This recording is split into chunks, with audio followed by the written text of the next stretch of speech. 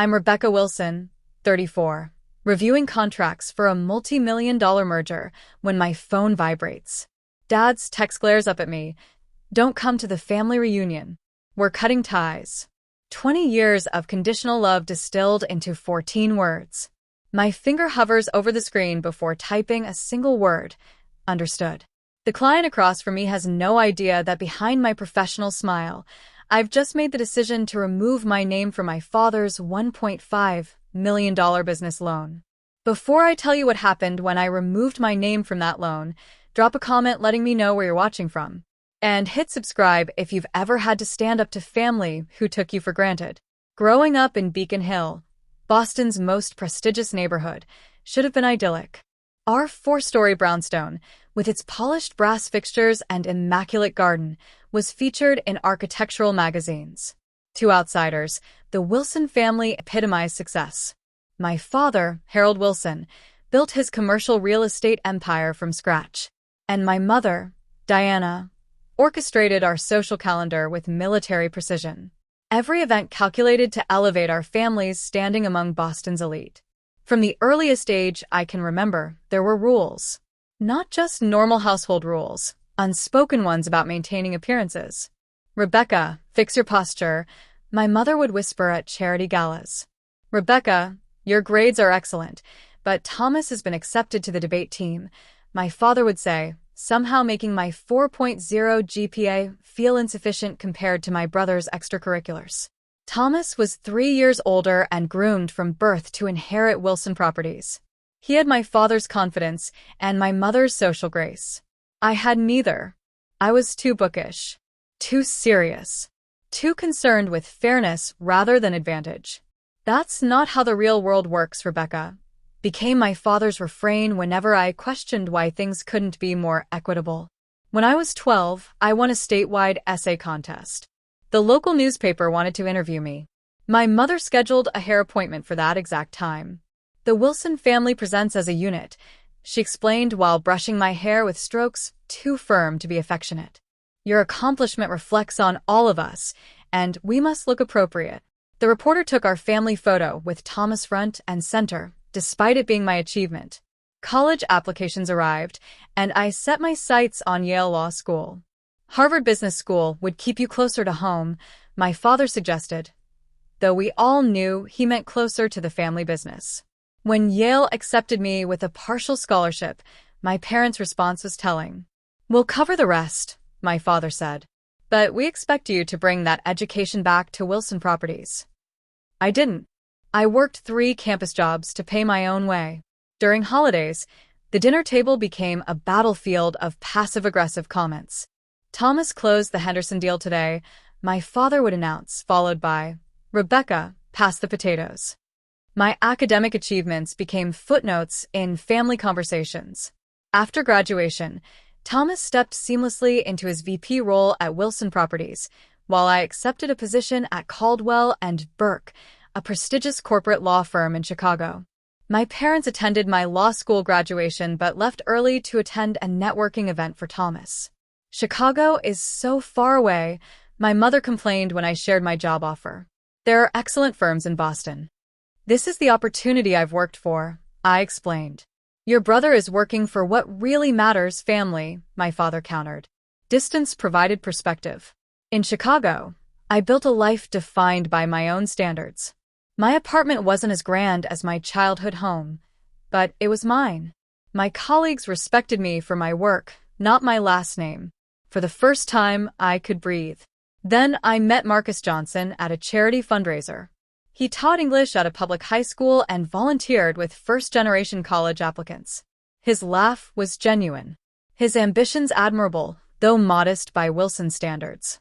We connected instantly. After 6 months of dating, I brought Marcus to Boston for Thanksgiving.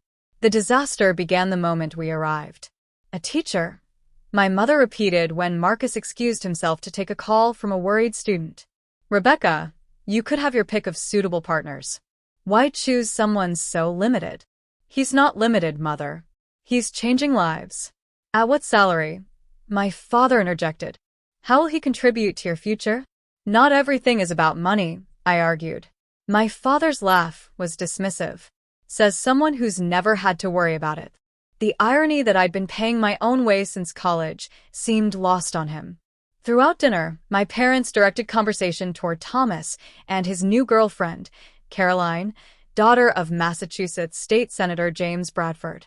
They asked about her family connections while asking Marcus which subway line he took to work. Later that night, in my childhood bedroom, Marcus held me as I cried. "They'll never see me," I whispered, "no matter what I achieve." "Then it's their loss," he said simply. "Because I see you, Rebecca. You're extraordinary." We left the next morning, a day earlier than planned. My mother's parting words. "Think about what you're doing with your life, Rebecca. Thomas has already made partner at the firm and has a suitable relationship. You're not getting any younger."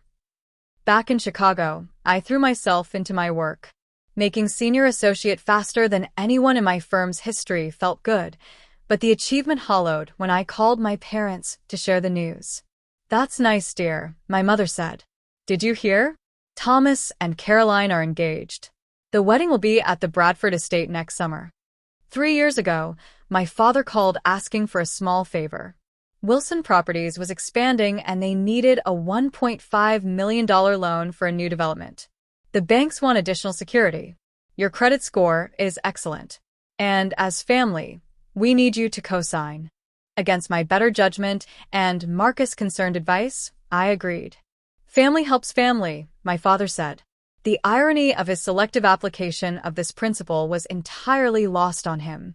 Now, looking back, I realized that was the only time my father had ever expressed genuine appreciation for any of my accomplishments, when my stellar credit score could benefit him. The breaking point came 3 weeks ago at what should have been a celebratory dinner. Thomas and Caroline had just announced they were expecting their first child, the first Wilson grandchild. My parents rented out the entire rooftop restaurant at the Mandarin Oriental Hotel in Boston. Marcus and I flew in specially for the occasion. "Rebecca," my mother air-kissed both my cheeks when we arrived. "That dress is interesting. Didn't I send you the color scheme for tonight?" She looked disapprovingly at my deep blue cocktail dress. "You didn't, actually," I replied, already feeling the familiar weight of disappointment settling in my stomach. "Well, everyone else managed to coordinate." She gestured to the sea of champagne and pale pink attire around us. "Never mind. At least you're here. Thomas was worried you might be too busy with that case you mentioned, the Willis merger." I'd mentioned it once, briefly, during our last phone call. A billion-dollar deal I was helping to negotiate that could make or break my path to partnership. My mother had changed the subject within 30 seconds. Throughout dinner, my parents fawned over Caroline and Thomas. "The next generation of Wilsons will have quite the legacy," my father announced, champagne flute raised high. "Thomas has just been made the youngest senior partner at Wilson Properties. The Bradford connection has already brought 3 new major clients. And now a grandchild." Marcus squeezed my hand under the table. He knew how hard I'd worked for my own senior associate promotion, a fact my parents had acknowledged with all the enthusiasm of someone noting a change in weather. "Rebecca," Caroline turned to me, her perfect blonde hair gleaming under the chandeliers. "Will you be bringing Marcus to the family reunion next month?"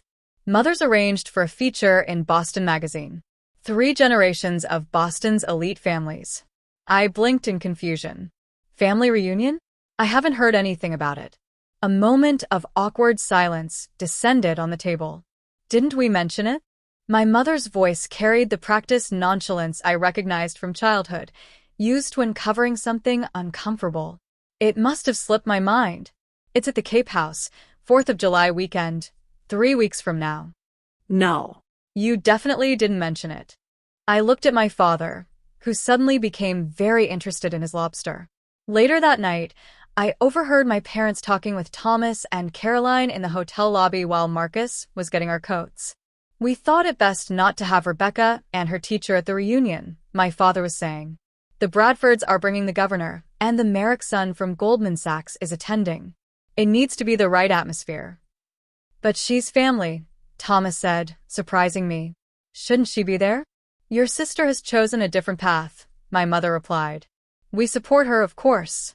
But this event is about family legacy. Rebecca has made it clear where her priorities lie. Besides, we've already told everyone she's too busy with work to attend. I stepped back into the shadows, a familiar hollow feeling expanding in my chest. Marcus found me minutes later, staring out the window at the Boston skyline. "Ready to go?" he asked gently. "They're ashamed of us," I said quietly. "They've been lying to the family about why I won't be at the reunion, an event they never even told me about." Marcus wrapped his arm around me. "Their shame has nothing to do with you, and everything to do with them." Back in Chicago, I threw myself into the Willis merger. 80-hour weeks were a welcome distraction from family drama. Then the announcement came. I'd secured the deal, bringing the firm its biggest client of the year. My boss, Patricia, called me into her office. "Rebecca, this is exceptional work," she said, sliding a folder across her desk. "The partners have taken notice. We're putting you on track for early partnership consideration." For a moment, joy bubbled up inside me. Then, almost reflexively, I reached for my phone to call my parents. I stopped myself mid-motion. What was the point? The news would be met with polite disinterest, then quickly redirected to Thomas's latest achievement or Caroline's pregnancy updates. Instead, I called Marcus. His genuine excitement and pride made my chest ache with the contrast to what I'd grown up with. "Let's celebrate tonight," he insisted. "You've earned this, Rebecca." That evening, over dinner at our favorite restaurant, I found myself reflecting on patterns I'd spent a lifetime accepting. "Do you know what's strange?" I said to Marcus as we shared dessert. "I've spent my entire life trying to earn my parents' approval, and I've never once received it." "Not really." "Maybe it's time to stop trying," Marcus suggested gently. "You're extraordinary, with or without their validation." The next morning, I discovered, through my cousin Amy's Instagram, that formal invitations to the Wilson family reunion had gone out weeks ago. Everyone had received theirs. Everyone except me. I was in the middle of a preparation meeting for the Willis contract signing when my father's text arrived. The conference room at Caldwell and Burke was filled with senior partners and associates. The Willis merger had entered its final phase, and as lead associate, I was presenting our strategy for the contract signing scheduled for the following week. My PowerPoint slide, showing projected revenue increases, was on screen when my phone vibrated against the mahogany table. Normally, I would never check my phone during such an important meeting, but seeing my father's name triggered an old reflex. Wilson Family Matters always took precedence. I glanced down discreetly. "Don't try coming to the family reunion. Your mother and I have decided it's best we cut ties for now. Thomas agrees this is what's best for the family business and image moving forward." The words blurred as I felt blood rush to my face. The conference room suddenly seemed too warm, too crowded. Patricia was asking me something about the third quarter projections, and I forced myself to respond on autopilot. "The projections show a 17% increase," I heard myself say, voice remarkably steady while my inner world collapsed. "If you'll turn to page 4 of your packets." I continued the presentation flawlessly, years of performing under my parents' critical gaze having prepared me well for maintaining composure while in emotional turmoil. No one in that room knew that behind my professional demeanor, I was processing the formal severance of my family ties via text message. 45 minutes later, the meeting concluded successfully. As the room emptied, Patricia stopped by my chair. "Excellent work, Rebecca. The clients are impressed with your thoroughness." "Thank you," I managed. "Are you all right? You seem a little pale." "Just fighting a headache," I lied. "I'll take something for it." Once alone, I stared at my father's message again. The clinical detachment of it felt like a final insult, not even worth a phone call. After 34 years of being a Wilson, I walked to the women's restroom, locked myself in a stall, and allowed myself exactly 3 minutes to break down. Silent tears streaked my makeup as memories flooded in. My 5th birthday, when my parents had been too busy with a business dinner to attend my party. My high school graduation, where they'd left immediately after the ceremony to attend Thomas's college alumni event. Law school graduation, where they'd stayed just long enough for photographs. At minute 4, I dried my eyes, reapplied my makeup, and returned to my office. I had a decision to make. My finger hovered over my phone's keyboard for what felt like eternity. I typed and deleted numerous responses. After everything I've done for this family, how dare you dismiss me like this? Is this really about family image, or the fact that I won't blindly follow your path? In the end, I deleted them all and typed a single word. Understood. It felt both incomplete and perfectly appropriate. What else was there to say? 3 decades of trying to earn love and respect had culminated in this moment of rejection. Arguing would only validate their power over my emotions. I sent the text, then immediately called Marcus. They formally cut me off, I said when he answered, my voice remarkably calm. Dad texted me during the Willis meeting. Texted you? My God, Rebecca. It's actually clarifying, I said, surprising myself with the truth of it. No more gray area. No more trying to earn a place at the table. I'm leaving school early. I'll meet you at home. No. Finish your day. I'm okay. Really? But I need to talk to you about something when you get home. The loan. The $1.5 million loan my father had me co-sign 3 years ago, the one thing that still tethered me legally to Wilson Properties. During lunch, I researched my options. As a co-signer, I had taken on significant risk for a business I had no control over. If Wilson Properties defaulted, my own financial future would be jeopardized. Given my parents' latest action, continuing this arrangement seemed foolish at best. I called Jennifer Murphy, my personal attorney. They've maintained regular payments, Jennifer confirmed after checking the records. But as a co-signer, you're equally liable for the full amount. Given the family situation you've described, removing yourself would be prudent. What's the process? We'd need to notify the lender that you're withdrawing your guarantee.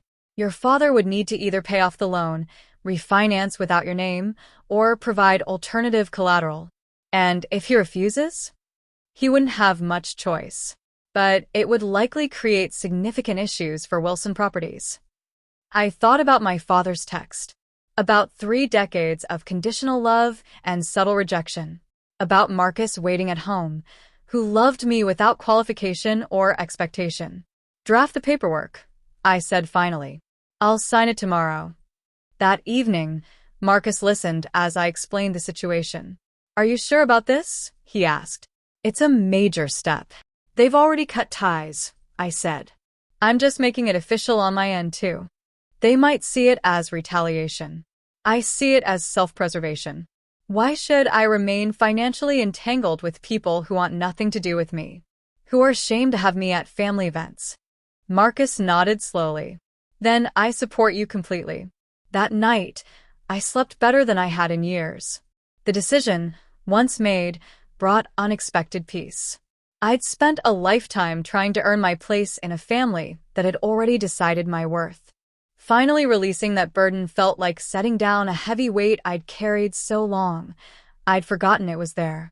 The next morning, I signed the paperwork in Jennifer's office. It would take about 24 hours for the bank to process and notify Wilson Properties. Are you sure about this? Jennifer asked as I picked up the pen. I thought about the text, about the lifetime of subtle and not-so-subtle rejections, about the freedom waiting on the other side of the signature. I've never been more certain of anything, I said, and signed my name. The bank's conference room felt overly formal for what was essentially a family divorce. Jennifer had arranged the meeting with Bradley Norton, the loan officer who had handled the original Wilson Properties loan. His expression remained carefully neutral as I explained my decision. Ms. Wilson, removing yourself as guarantor is certainly your right, he said, straightening his already impeccable tie. However, I should inform you that this will trigger several clauses in the loan agreement. Wilson Properties will need to provide additional collateral within 30 days or face accelerated repayment terms. I understand, I replied, my voice steady. Have there been any issues with payments so far? Bradley glanced at the file. No. Payments have been timely, but your personal guarantee was a significant factor in the favorable terms they received. Jennifer interjected. My client's decision is final. Please process the paperwork. As Bradley left to make copies, I stared at the Boston skyline visible through the window. The Wilson Properties headquarters was just 3 blocks away, a gleaming tower with my family name emblazoned across the top. A building I had never worked in, never been invited to contribute to despite my legal expertise. "You're doing the right thing," Jennifer said quietly, interrupting my thoughts. "I reviewed their financials. They can handle this. Your father will need to use other business assets as collateral. But Wilson Properties is solid. This won't bankrupt them. It will just inconvenience them." "Why did he need me as a co-signer in the first place then?" I asked. "Your credit score got them a significantly better interest rate." She hesitated. "And based on the timing, I suspect your father had overextended on other projects.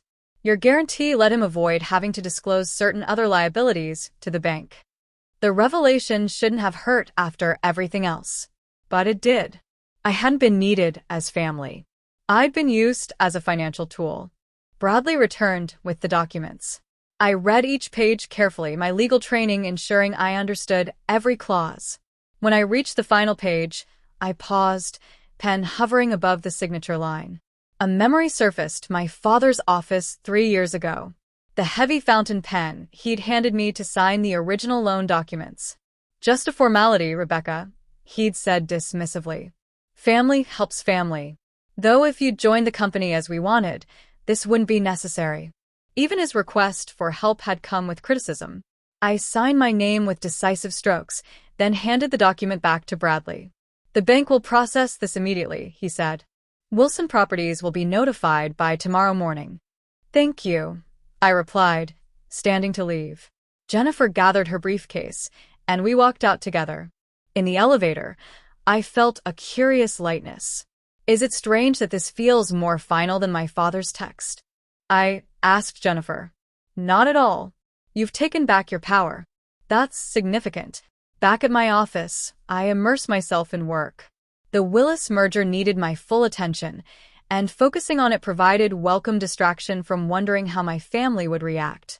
I worked late, ordering dinner at my desk and finalizing contract details until nearly midnight. Marcus texted around 10 o'clock. "Everything okay?" "Yes," I replied. "Just working late. See you at home soon."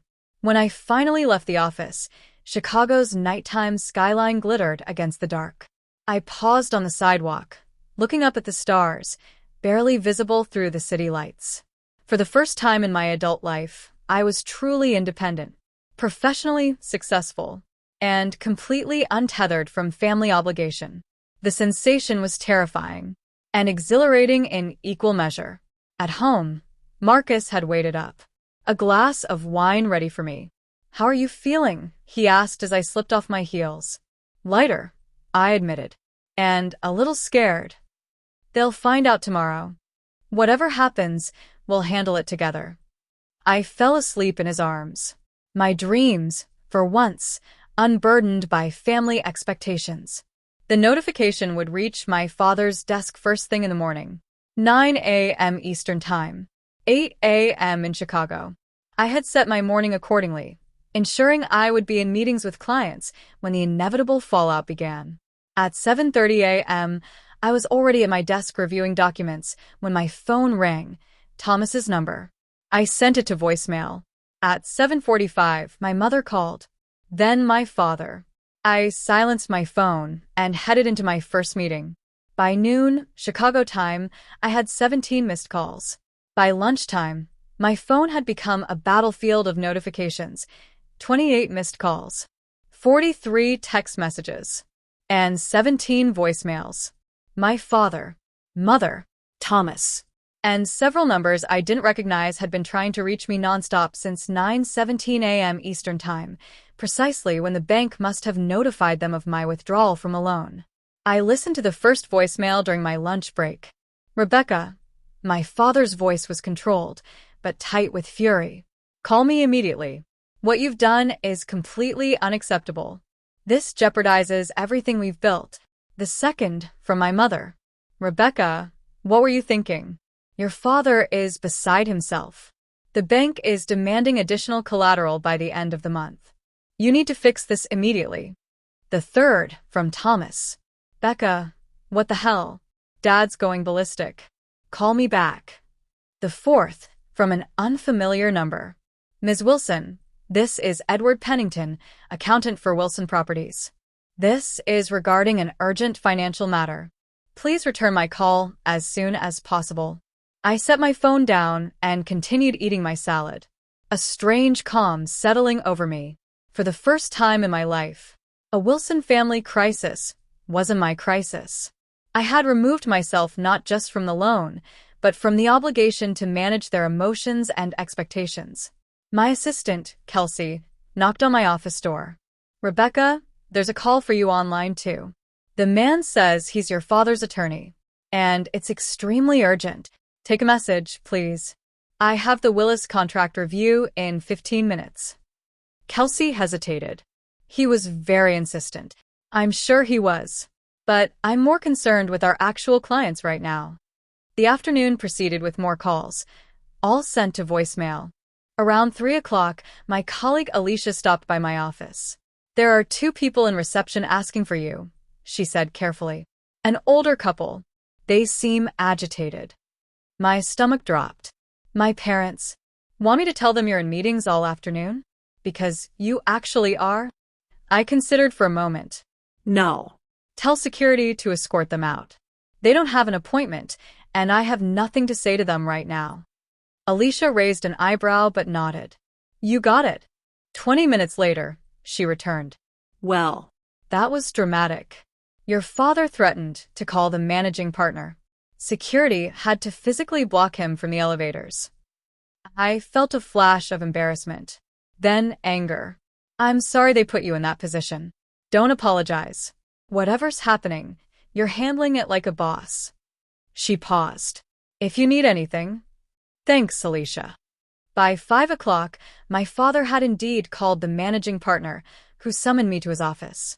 Rebecca, James Caldwell said as I entered. Your father seems to think you're avoiding his calls regarding an urgent business matter. I am, I replied honestly. It's a personal issue that has no bearing on my work here. James studied me for a moment. He mentioned a loan situation. A personal financial decision I made that affects his business, not our firm's concern. He was quite insistent about speaking with you. I'm sure he was, but with all due respect, I'm in the middle of finalizing the Willis merger. That's where my professional attention belongs right now. James nodded slowly. The Willis merger is indeed our priority. Your father mentioned you'll be at the family reunion next weekend. Perhaps you can discuss it then. So they were still maintaining that fiction. I won't be attending any family reunion, James. My father knows that.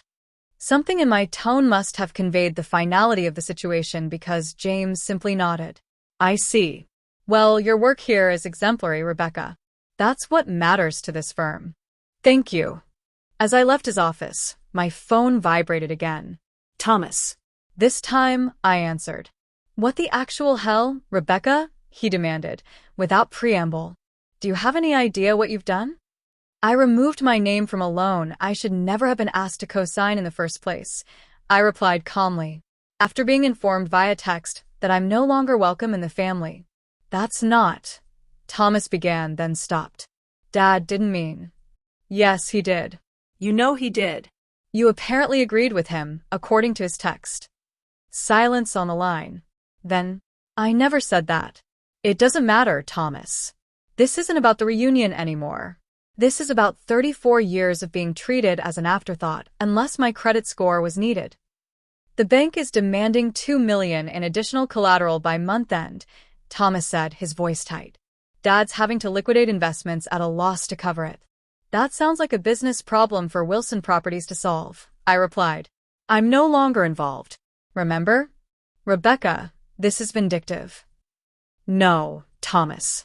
Vindictive would be calling the bank to report the suspicious timing of the original loan relative to Dad's other projects, something Jennifer noticed that might interest their fraud department. I'm simply protecting myself from future liability. Another long silence. Dad wants to meet. I have nothing to say to him. He'll be in Chicago tomorrow. The Palmer House. Noon. I'll be working. Rebecca, please. Just hear him out. I thought about it for a moment. Perhaps a face-to-face conversation would provide the closure I needed. Fine. Noon. but I have a 1 o'clock meeting I won't be missing. Thank you. Thomas sounded genuinely relieved. And Rebecca, for what it's worth, I never agreed with cutting you out. Not ever. I ended the call, unsure whether to believe him. By end of day, the missed call count had reached 68. My father's accountant alone had called 12 times. I had 3 emails from the family attorney and a text from my mother that simply read, "You've broken your father's heart." I shut down my computer and gathered my things. Marcus had texted that he'd pick up dinner on his way home. The thought of his steady presence was the only thing that had kept me grounded through this tumultuous day. As I left the building, my phone rang again. The caller ID showed Wilson Properties. I declined the call and stepped into the warm Chicago evening, leaving the Wilson family crisis behind me. At least until noon tomorrow. The Palmer House lobby gleamed with old-world elegance, crystal chandeliers, marble columns, and frescoed ceilings that had witnessed a century of Chicago history. I arrived exactly at noon, dressed in my most confident power suit, charcoal gray with subtle pinstripes, accessorized with a pearl necklace Marcus had given me for our anniversary.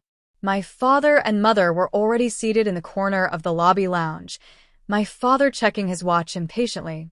They hadn't seen me yet. I took a moment to observe them.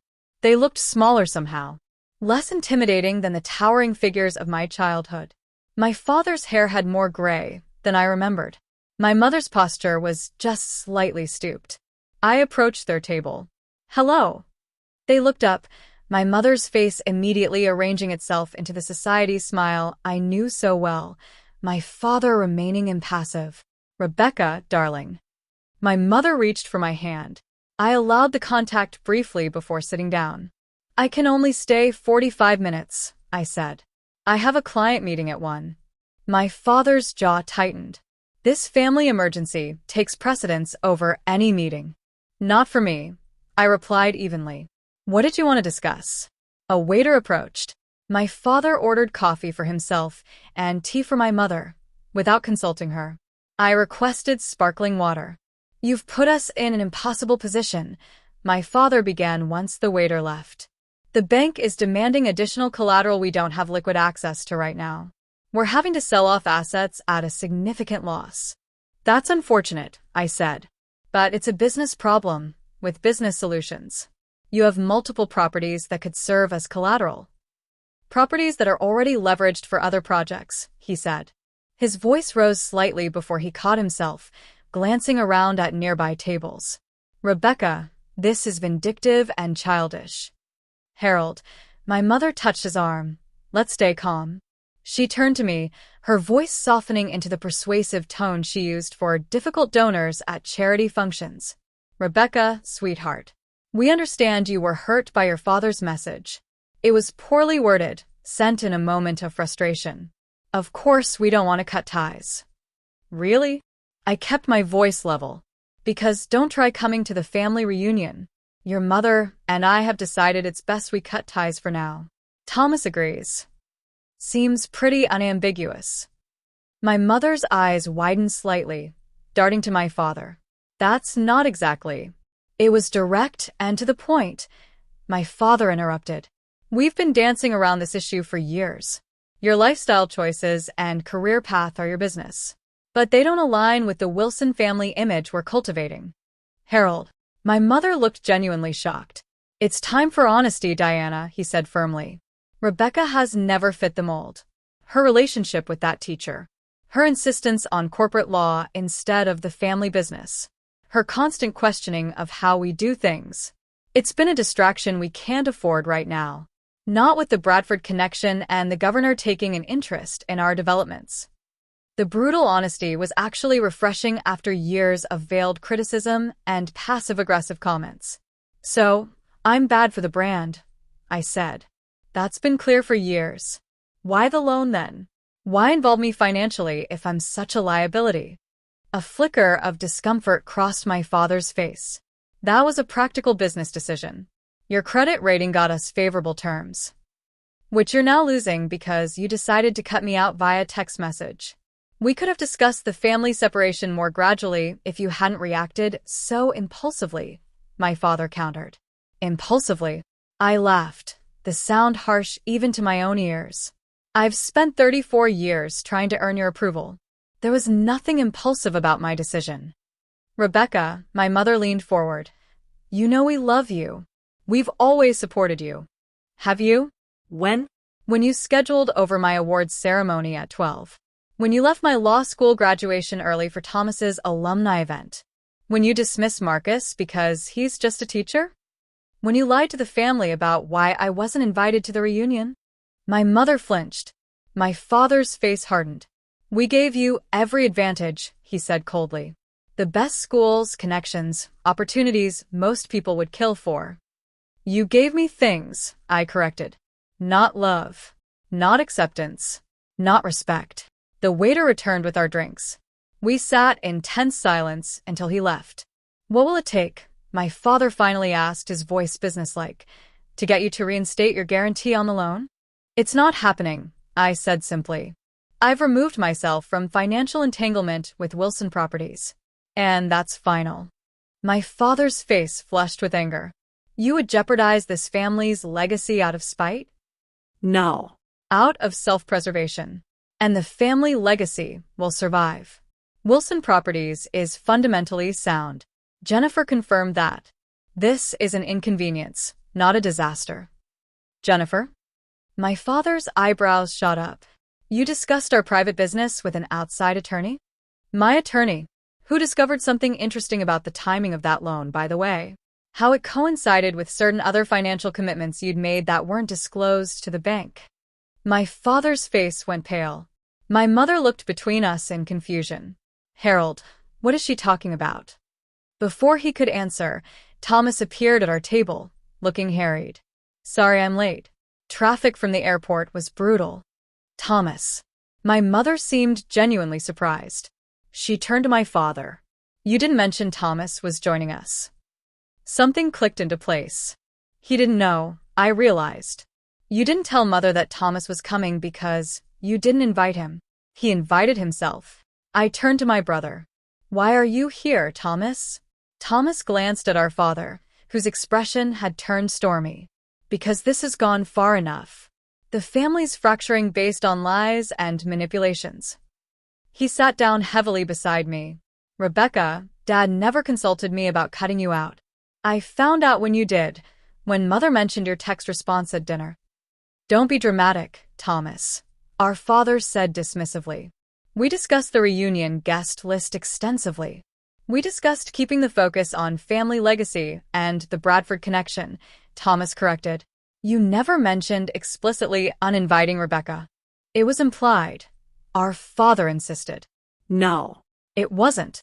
Thomas turned to me. I would never have agreed to that, Becca. You have to know that. I studied my brother's face, seeing genuine distress there. Then why didn't you call me after finding out? Thomas looked down. I should have. I got caught up in damage control with the investors who were at dinner. By the time I could process what had happened, you'd already removed your name from the loan. Speaking of which, my father cut in. We need to resolve this financial situation immediately.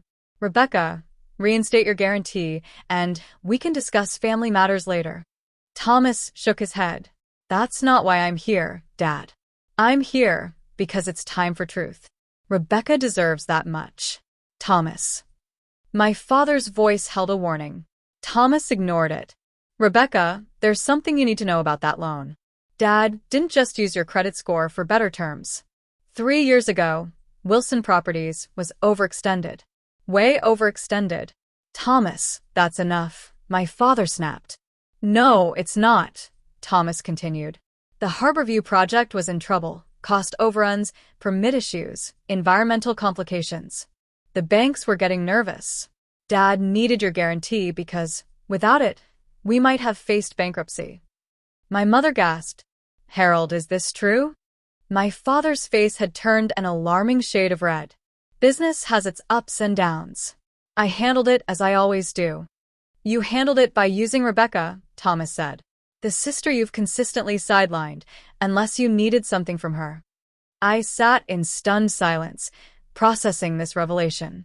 So, when you asked me to co-sign, the company was actually in financial trouble?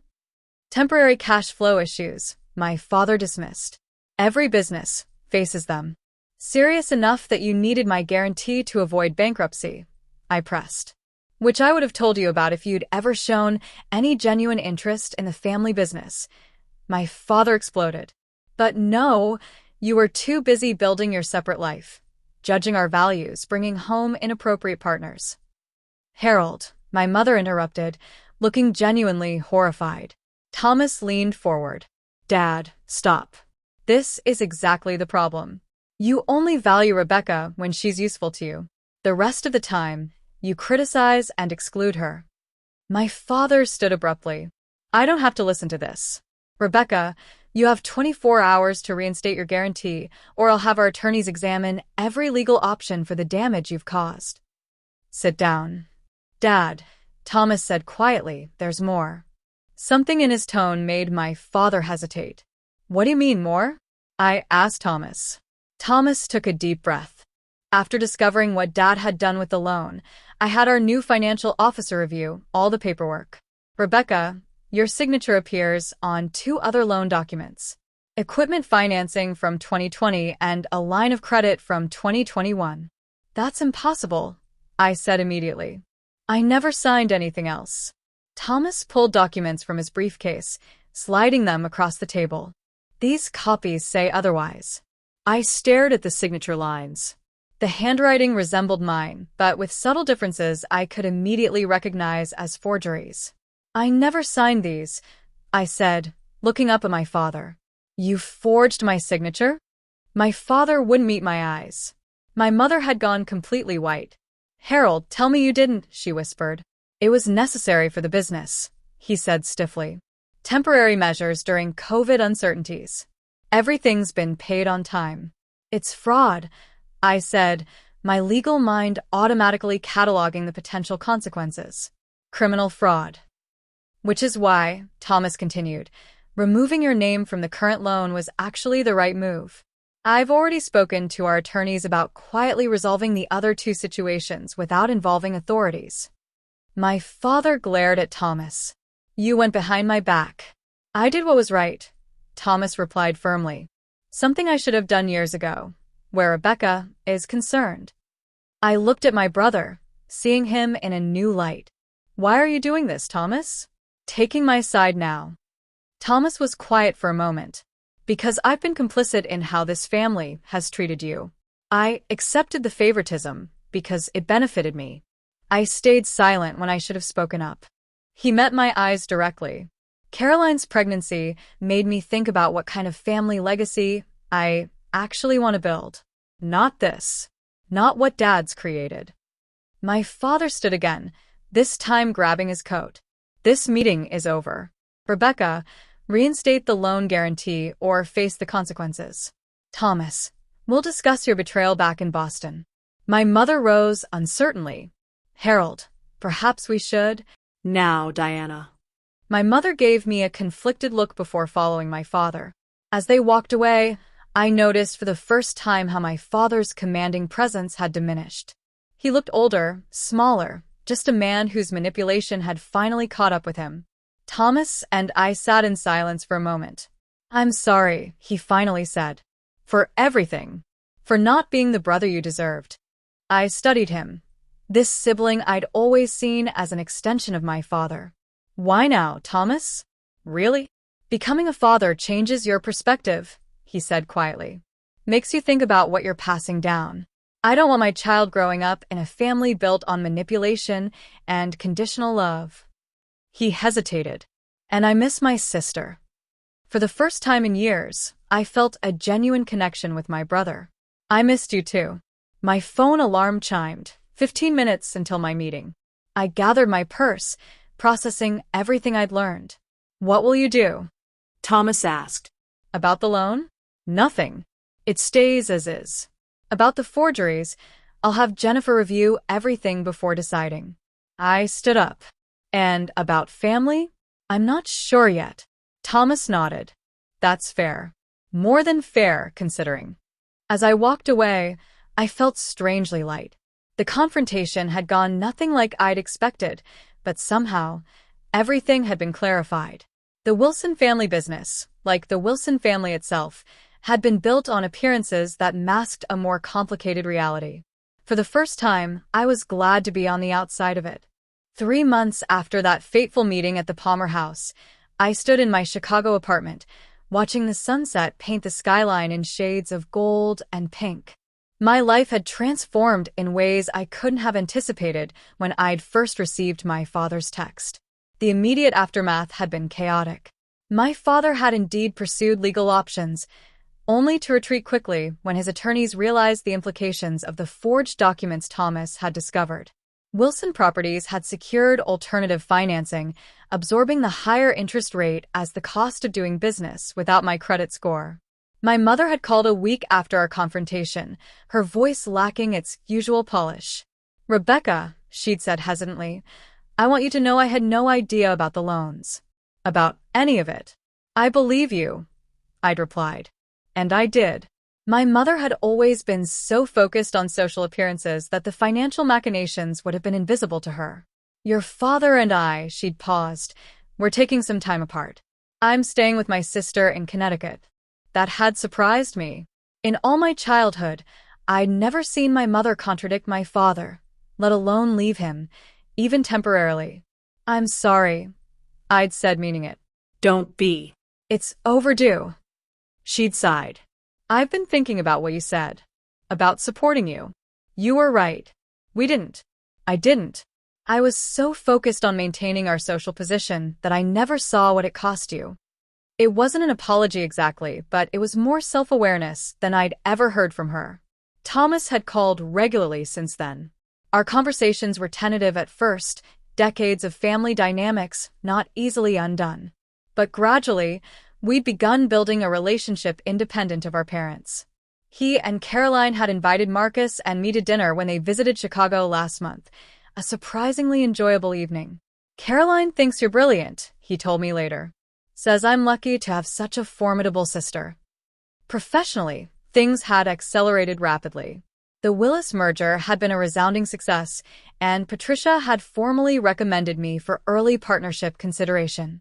My name appeared on the firm's website now, Rebecca Wilson, Senior Associate, Partnership Track. But the most significant changes had been internal. Weekly sessions with Dr. Levine, a therapist specializing in family trauma, had helped me understand the patterns I'd internalized growing up. How I'd measured my worth by my father's impossible standards. How I'd accepted emotional scraps in place of genuine love. "You can't change your past," Dr. Levine had said during our last session, "but you can change how it affects your future. The question is, what do you want that future to look like?" The answer had been forming for months. It crystallized the previous weekend when Marcus had taken me to Lake Michigan at sunset. There, with waves lapping gently at the shore, he'd knelt in the sand and opened a small velvet box. "Rebecca Wilson," he'd said, his voice steady but his hands trembling slightly, "you're the strongest, most brilliant person I've ever known. Will you marry me?" Looking at him, this kind, genuine man who loved me exactly as I was, the answer had been easy. Yes. Absolutely yes. The ring caught the fading sunlight now, as I checked my phone. Thomas had texted to confirm he'd be coming to our engagement dinner next week.